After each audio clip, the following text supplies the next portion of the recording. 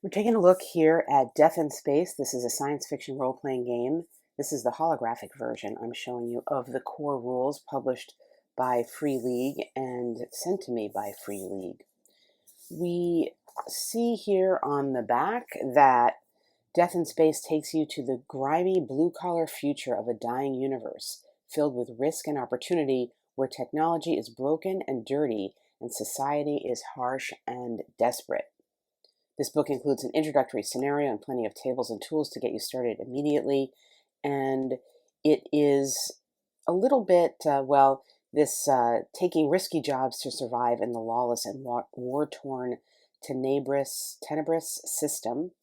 Customize your crew's spacecraft or space station and salvage spare parts for repairs. Create unique characters marked by cosmic mutations and void corruption. So we get a flavor there immediately of as it says, a kind of gritty space, and it describes we'll take a look here at the actual design credits for the RPG, and it describes a world that is going to be sort of hard scrabble. I guess that's the word for it. The overall sense is that the universe is collapsing, and heralding the collapse is the void, a strange presence that infects and corrupts. And we'll see the corruption mechanic in the rules. There was a gem war a century ago where explorers found a new form of gemstone that was very valuable, and those gems are keys to kind of rebuilding this world. But really what happens here is that the technology is corrupted in a sense, and a static permeates all electronics. And really, I think the main flavor of the game is here. This is a game about the hardworking explorers and laborers in this universe, and the jobs they take to survive in a war-torn stellar system where anarchy spreads and resources are scarce. Without a good aim and a tech-savvy mind, they will quickly meet their death in space. And you'll see this very early on when you turn to the character creation section here, and you immediately go and you read the abilities. Well, I'll say the abilities in this, they're very, very hard to read. This is body, dexterity, savvy, and tech. But the key point here is to generate your ability values. You roll 2d4, one at a time. The ability value is the first roll minus the second. So yes, indeed, you could get a negative value. So for example, here, we'll roll our first d4, just an example, we got a 1. So our value on body, if this was going to be our character, is going to be a -1. So our ability score, the chances of them being negative is pretty big. The basic, we'll just skip over the origins here to get to the basic way that, well, you can see in the back handily. The ability check works as follows. To attempt an action or resist danger, we roll our 1d20 plus our ability. So in this case, for body, we're always going to be subtracting 1 from the value we get. And the check succeeds if the result is 12 or higher, and it fails if it is lower. Now, that would have failed in any event, but you can see the difficulty here and you can see why it's named Death in Space, because the very highest ability value you're going to get is a +3, and there's a lot of chances of getting negative ones. As long as we're here, we'll look a little more. It's rules light in this sense, mechanics light, I should say. So there's not too much to go through, but I find that great, actually. So for an opposed check, everyone involved is going to roll their 1d20 plus ability, and the highest roll is going to win. Advantage and disadvantage will be familiar to you if you've played any role-playing game. So you're rolling 2d20, and you're using the best or the worst of that roll, depending on advantage or dis. Your PC has 12 plus your body value of slots, so again, very possibly net less than 12 slots. Most items require 1, and then using more than that is going to give you disadvantage on all ability checks, something you probably definitely don't want to do. You get something called void points when you fail ability checks, and so that example I gave you that was a failure would have given me 1 void point. which I could use to gain advantage on a future roll or activate a cosmic mutation, and we'll get to what those are in a bit. You cannot accrue more than 4 void points at once. You have to use them, so you can't just save them up. And indeed, if you choose to use them and you fail, you are going to have to roll a d6. And then if you get equal to or lower than the current void points, you're going to roll for your corruption, and you will get one of those. You'll be further corrupted. So it basically is like penalizing you for taking a risk and then failing that risk. We'll skip over a little bit of these details for now and simply say get to combat. You have a hostile situation. You're rolling your body for melee, your tech for range, and you're going to hit if you're equal to or above your target's defense rating. So the NPCs and enemies will have a defense rating. And you can, there's different types of attacks and critical hits and whatever. When you get to 0 or less hit points, you can roll a body check. So you can potentially not die. You can stabilize yourself on a success, or on a failure, you're going to be dead. And then there is a death in space table to find out what happens to you. Those are some key rules mechanics in the game. And to get started on character creation, before we get started on character creation, what I want to say about this rule set and this video, I have not looked through the rule set in great detail because I want the video to show you a little bit of the thought process that I have when approaching something like this. I'm going to be following the principles that I use on the channel and the principles that I've put forward in my Solo Game Master's Guide in terms of thinking about what type of narrative structure is going to work best for this rule set, and really what I want to achieve in my session. And looking briefly at this and thinking about the concept of things being kind of put together in a manner that is almost like salvage, I think for my session, for my one-off session, what I want to do is have a scrappy group.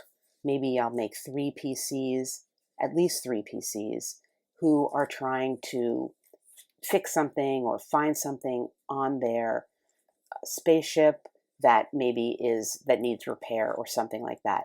The larger story, we're going to see that there are some tables here that we can roll on to build our narrative from what is here. So for example, we could be creating a spacecraft for ourselves, or maybe we're on a station and we can get the background to our station or our spacecraft. I might roll up both, that we have landed on a station and our spacecraft is out there somewhere.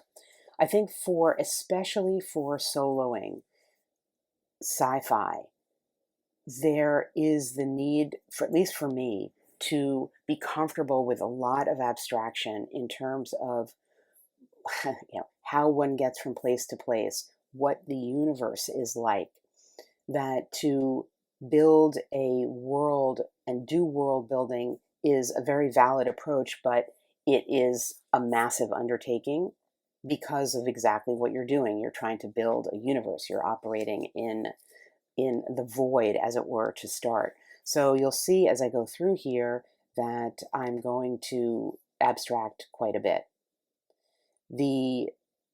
As I said, the main idea for my story comes from what feels novel to me or feels thematic to me in this rule set, which has to do with, again, here, just a random page here, we see condition and spare parts, that things here are broken, disintegrated, that they're somewhat patched together, and our story is going to involve fixing that.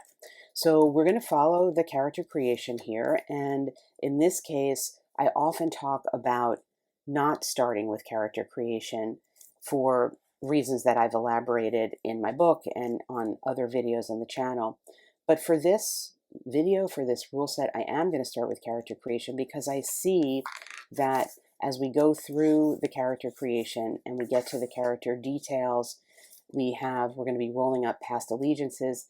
This is going to give me the narrative. I'm going to use their rules to help me get the story. And my story is going to be based in relationships. And again, this is very much in line with what I have talked about in multiple videos, which is the fact that story rests on emotion. And in this case, the emotion is going to come from the personalities and the characters and not the void of space.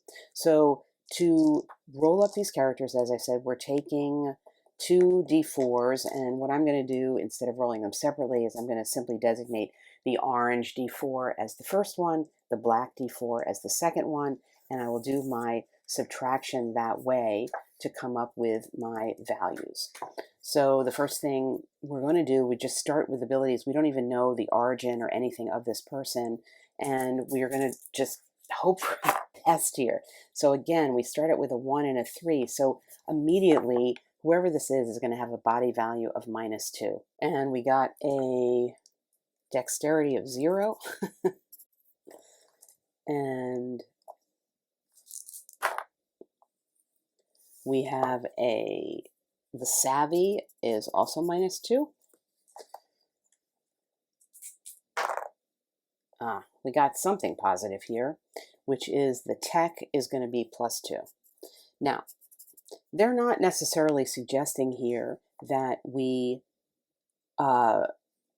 look to, well, it says roll or choose your origin and pick one of the 2 benefits.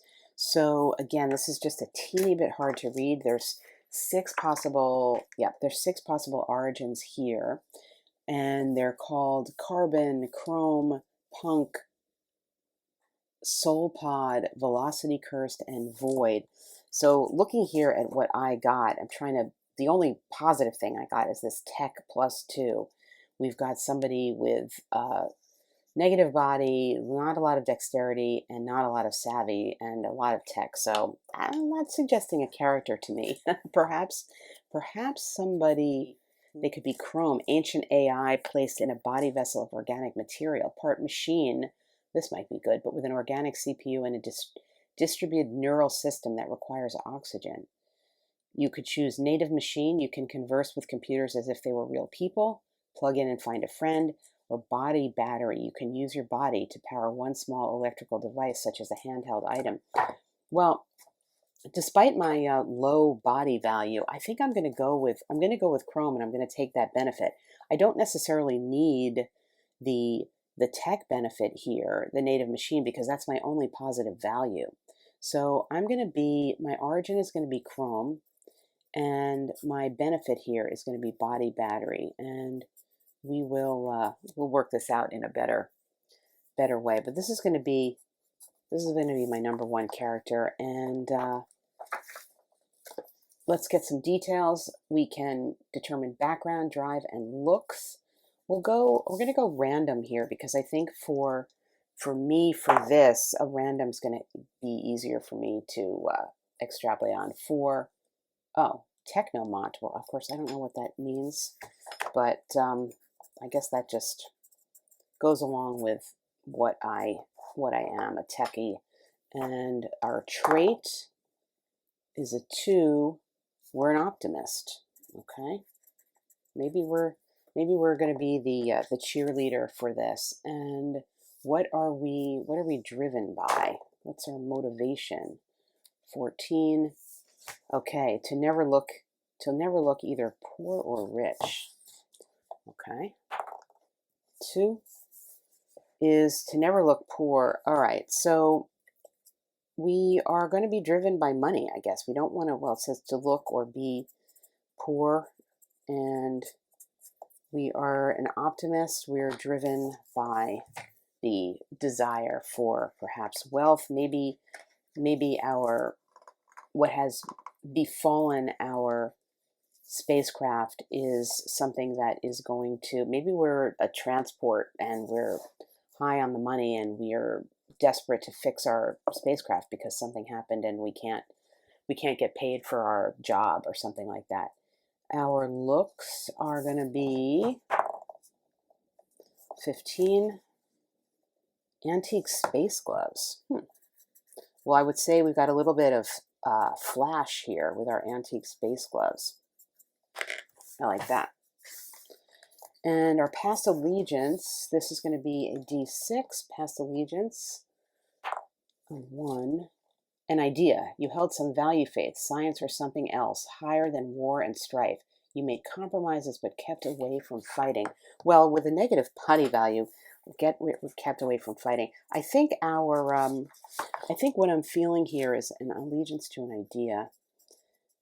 I think our idea and our allegiance to the idea is one that money and wealth will set us free, that will let us to rise above, literally and figuratively, this strife ridden world and this kind of scrappy patch it together world. We're looking for something better, and our antique space gloves are a reminder of a past ideal that we have, that we would like to get back to, where the world was more materialistic and refined, physically refined.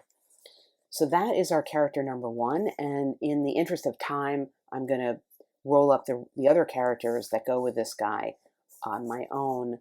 We get 1d8 maximum hit points. When we rest, we recover 1d8 plus body hit points. So the most we can recover, it's not going to be that much. I have a d8. I have my space d8. I never really get to use this one. So when we rest, we can recover, unfortunately, only 3 HP recovered on rest. And I think the rest, our defense rating, okay, our unarmored is 12 modified by dex. Maybe we're going to get some armor. Our dex is 0, so our defense rating is going to be starting out at 12. All right, let me give us a starting kit. I'll do some of these things off camera, but let me give us let's roll for the personal trinket on camera, because if you watch my channel, you know how important I think trinkets are. We got a 1, and we have a tool with personal inscriptions. Okay, so perhaps what we have here is a tool. I'm going to say it's a tool that was given to us by our ancestor, maybe a grandparent that inscribed it personally, a grandparent who lived at a time closer to what we long to get back to, which is a time where antique space gloves, for example, would be a commonplace possession. And maybe these antique space gloves even come from that ancestor that gave us this tool and instilled with us this optimism that with our high-tech knowledge and our motivation to be, we said we don't want to look poor, but really we're looking for the riches of just the physical luxuries of a time gone by, that we carry this with us as a memory of that. And we have an allegiance to the idea that our technology and know-how can help us get back to that place. So that is that's going to be character 1, and character 1 will get a name. I think there is somewhere here, there is a name generator here, and I'm not going to go through all of it. I'm just going to roll. I'm going to roll on the just going to roll on the last name. See here, 14. We got Cage. Well, Cage. This is Cage. So Cage is our first character, and maybe the defining character for this mission. Maybe Cage is giving us the story. Cage is going to be our leader, and Cage is going to be accompanied by at least 2 other people on this journey. And so I did roll up 2 other characters to go with Cage, and we'll take a brief look at them, and then I'm going to discuss more of the context and the setup for this type of session, because I think this video, now I'm realizing due to length, is going to be more about the setup than the gameplay. So we talked about Cage, and we talked about the importance of this antique space glove and the tool with a personal inscription, the link to the past, the longing for the past, and the allegiance to this idea that somehow the technology of the present can lead one to the past. And that is how I would start to build the theme, as I talk about in my channel and in my Game Master's Guide. When you do some random rolls and they seem connected in some abstract way, that is a sign that you have a theme brewing for your session. And in this case, it is about that getting back to the past. The other character I rolled up off camera was Yuma. Yuma is a punk, a rebellion person. He is stubborn and gets some mechanical benefit for that to re-roll any dice once per session. He has a background as a gravity swindler, so somewhat of an outlaw or somebody who is stealing things, I guess. And his trinket turned out to be a laser disc with music. Now, it was just listed as a laser disc with music, but one can extrapolate that in this futuristic world, a laser disc is really not how they listen to music anymore. So that to me is also something I noted down that would come from the past, some type of relic. And I don't know why the two of them would be together, but something was telling me they're brothers. I don't know, that they both, I think it was the tool with the personal inscription that Cage had maybe passed down from an ancestor. Something told me that Yuma is like a younger brother, and Yuma's got a body of 3 actually. I rolled some good stats for this because I got mostly positive 3, 2 on Dex and 1 on Savvy. And then the third, they are accompanied by someone named C, as in ABC. And C is a moon outlaw, another outlaw, and had some origin as velocity cursed. So some kind of negative origin, whatever that might mean. You could develop that narratively. And something called future memory, which enables C to, once per session, ask for some type of direction. So something that is almost prescient in a way. Didn't get too much on the details, but I rolled up under looks fashionable interstellar clothes. So a little bit of flash here for C. Maybe even the youngest brother. Maybe these are 3 brothers. I don't know. I'm not feeling C so much as connected in a sibling way to the other 2, but for some reason I feel, as I said, that these 2 guys are brothers. Haven't really figured out how C fits in. I rolled up under no past allegiance for C. So those were the 3 characters that I rolled up. Now, the next thing that I would do in setting this up is it is important to get to some type of environment. And as I've mentioned multiple times, the reason why I don't start with characters typically is because it's difficult to put characters into no environment. If you have an environment, it's easier to envision the characters. However, when doing sci-fi, I think it can be useful to do it the other way around, because you do have some sense from the materials that you have of the basic outline of the environment. So, for example, here we have the Tenebris system is one that is outlined for you. You could even do a roll. I think I counted. I think there were like 13 things outlined here, 12 or 13. If you wanted to locate yourself within this system, we could do that to try to bring us from the vastness of an undefined universe to a location. We're going to skip this for the moment, though, and get even more local and go back. The back of the book has a bunch of tables, and we are going to start by looking at the spaceship and the station tables and roll up. It's called hub creation here, and the directions in the rules are instructing you to either create a spacecraft or create a station, and it walks you through that. They have defense ratings and conditions that they're in. These are mechanical things that could or could not play out depending on what rules you're using for your session, and some typical, really detailed black and white, lovely art that is throughout the book.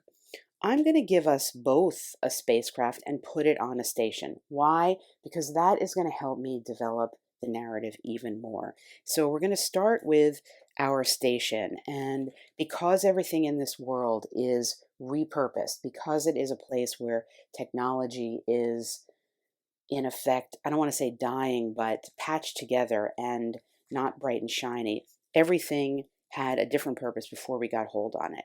So we're going to take a d20 and we're going to roll, and we're going to see the station that we're on. What did it do? What was its purpose before we got there? And its purpose before we got there, it says void runes are carved into the hull. Everyone knows about the hub and always start their sentences with, I'm not superstitious, but. So we're getting a sense that the station was previously occupied perhaps by a long gone decimated race of people. Maybe they left behind these void runes. We don't know what they mean. This is a direction you could go to investigate perhaps what those actually meant. But there is a sense of, I'm not superstitious, but perhaps a sense of menace about the environment, or a sense of being watched, or perhaps transient, like we might not be here for long. Maybe this race of people are humanoids or not humanoids, aliens is coming back. So that's the overall feel of the background of the place that we are. So there's also, it says each hub has a quirk, something about it that is a bit strange or annoying. Roll or choose from the table or invent one of your own. Well, we're going to do a roll and see. We got a 17. Our station comes with a grumpy robotic pet coated in a cozy synthetic fur. So that's I like that. I like that. That's cool. I don't know what I would do with that, but I do like that detail. It injects a little less menace into the scenario here. And so we're in a spacecraft on this space station, and I'd like to give the space station a name, but and our spacecraft also, it says here, is yeah, gotta fix this. It also had a different purpose before we got hold of it, and the purpose was 14, the former home of a vocal and well-known cult that vanished suddenly without a trace. So perhaps, if our spacecraft is related to the space station that we're on, the cult was the carver of these runes. Perhaps that's what it is. We could choose to investigate what the cult was vocal about, and we could also decide perhaps we were members of that cult. We're trying to get back to that cult, because it says here it vanished suddenly without a trace in the past. Again, we have the suggestion of these past items that we are hanging on to. My original feeling or thought about the items was that they were signaling a positivity toward a simpler time in the past, to use the technology of the present to get back to that. But maybe it's something different. Maybe we ourselves are more sinister, and we're trying to get back to that cult, and perhaps we already have the knowledge of what those runes are. I don't know. So this is where we would be, and if I was doing this, or as I am doing it, to show you the kind of session 0, I guess you'd call it, setup, there's tables in the back here on generating contracts, because we are meant to be fulfilling contracts in this world to gain money. It's called something else, I can't remember what, to get by. So we can have a bunch of tables here to roll up the general contract. So the general contract perhaps could be smuggling. So we would be smuggling something. Now, we don't have to continue necessarily go through here, but what are we smuggling? Well, let's see. Person, group, object, unknown, event. Well, we could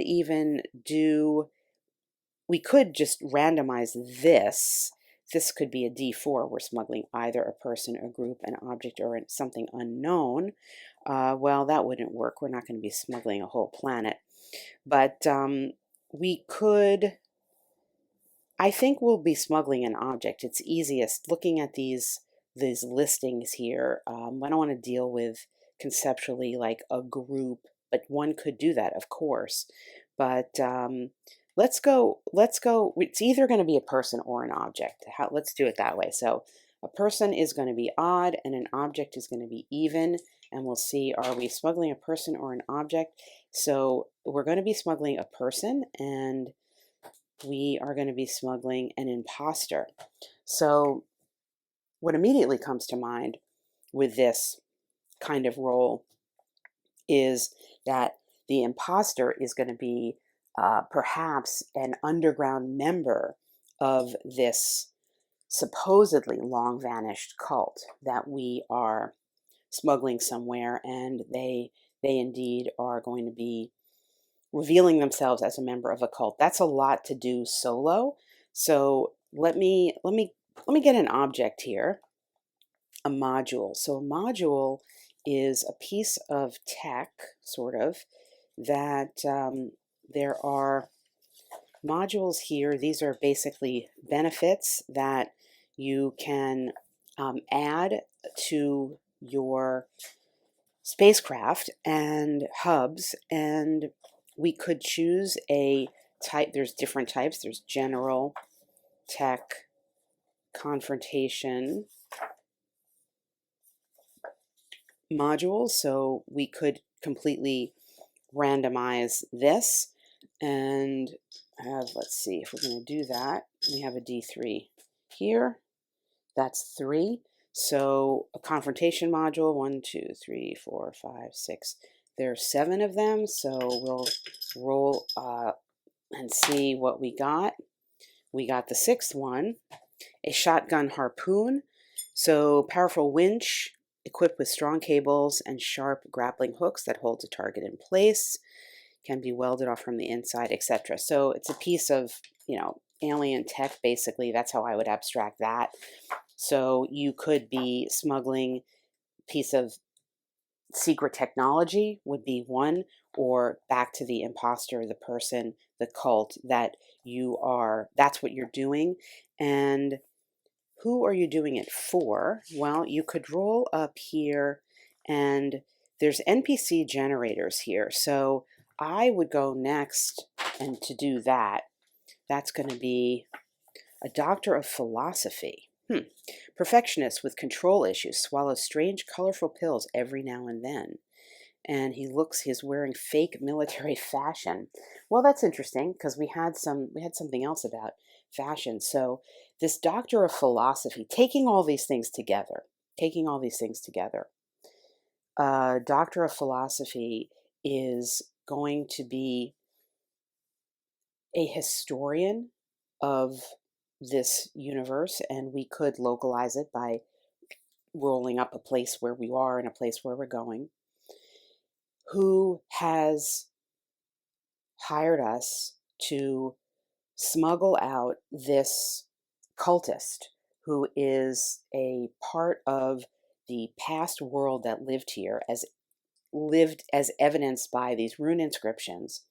And perhaps this imposter is really an archivist of some sort who holds the key to the past history of our space, of our hub. And this doctor of philosophy has the knowledge. And of course, when I see doctor of philosophy, I think doctor of mathematics, and I think to Asimov and Harry Seldon, but perhaps this is a descendant of Harry Seldon now, who can know that there is some future destruction coming the way of this hub, and that this remaining in hiding cultist, who is the imposter, needs to be taken somewhere to prevent that. And if we continued along with that object, there would be something about that object that would aid in the prevention of that. Now, the particular object was more of a weapon, I think. So I'm not sure how that necessarily goes with it, but the shotgun harpoon, but that again could be abstracted or just left out. But the concept that we are sent on this mission of smuggling by a doctor of philosophy who is trying to, I like the fake military fashion is gives a little fanciness to it, and I think we have this C, recall, he was wearing fashionable interstellar clothes. So linking those things together, here's what I think. Because remember I said I felt like Yuma and Cage were brothers, and Yuma's the younger brother, and Cage. I didn't quite feel that C went with him. Now I know. Really, what it is that C is sent, works for, or has some connection to this doctor of philosophy, is the proxy for the person sending our team on this smuggling background to try to get this secret cultist out of the area that we are to somewhere else for some reason, and I think that would develop along the way. And so C is really working for the doctor of philosophy, not like sort of on the DL, but up front. So my party doesn't really go together. I've got the two brothers and this guy. He wears the fashionable interstellar clothes. He's got the fake military fashion, but they are actually, or I guess yes or no could be determined, but they are actually not fake and trying to really help do this thing to protect this world. Now, to get back to the world, what we could do, as I said, was there were delineated in here 1, 2, 3, 4. There's 12. That's a space dock. So we can roll the d12, and we got a 3 to see either where we are or where we're going. Gliese Gallo, a beautifully colored Class II gas giant with a dense atmosphere mainly consisting of methane. As you get closer to it, any electronic equipment starts to emit a faint sinus tone. That's probably unpleasant. The planet's sole moon, Inario, is the focal point of civilization in the system. So what that tells me is that's where we're going. The focal point, what I get from that is the focal point of civilization. So we are going to a place that is highly advanced, that its arts and sciences perhaps are highly advanced, and we are taking this cultist. The cultist, now I realize, it is the cult because it's being sent by the doctor of philosophy, that this is a place where the humanities are revered. This is a place where what we would think of as traditional sort of high society, the arts are revered over the sciences. And in this world, there has been very much a war between the arts and sciences, and science has won out. But as we know from the description of this world, that technology is in decay, that things are collapsing, and there are a lot of references to the fact that a static permeates all electronics. Things are deteriorating. And indeed, what will save this world perhaps is a return to what we would think of as the arts. And of course, the arts here isn't necessarily what we necessarily think of as the arts, just like visual arts and performance arts, but all manner of writing and communication and whatever you could think of as opposed to science and technology. So we are being sent by this doctor of philosophy who has studied the world in this manner with this hidden cultist, the cult of the arts, back somehow to this place. And perhaps we need to bring him or her to the highest temple in the civilized moon. What would that be? Maybe it's a library. Maybe it is a place of a repository for the written word of the past. Again, recalling the detail that I glommed onto with these antique space gloves, and the tool with a personal inscription that our leader here is optimistic. Cage is motivated by getting back to this past. So that's just the beginning of how I would set out to work with this rule set. The next thing I would do, I think, would be to build up the concept of perhaps where we land and the world. You might need to go out of this rule set to get some more random tables about that. Let's say we are going to be located in a library, for example. You are given in this rules, they're not all in the same place, but you can compile a list of NPCs and enemies for yourself to make a random table. So throughout the tables here, as well as within the introductory module that you're given here, there are NPCs. And what I would do is I would create a table. I thought I started to do it, but I can't find my notes on it. But you can see, you can just write down the name of the person and the page number that it is on to create a random table for you that you can turn to roll on if you need an NPC or if you need an enemy. So, for example, there's also events here, but the events are specific to this module. So I would skip them, but just pick up the NPCs that are given here and also elsewhere in the book, so that if you needed to, for example, we have a bodyguard here. You could roll up when you got to the library, for example, who was outside the library, and give it a roll on your random table and get just something random, and then create the story from that.